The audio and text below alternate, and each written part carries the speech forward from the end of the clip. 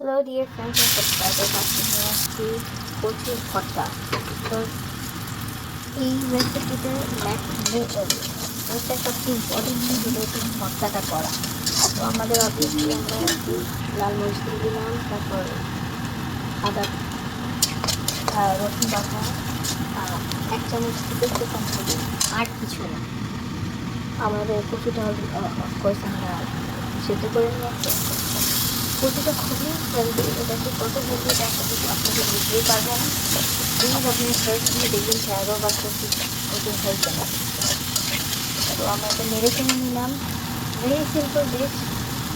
Main জিনিসটা হবে যেটা, এটা হচ্ছে দিয়ে ঘুটে ঘুটে এটাকে একটা মশলা করতে।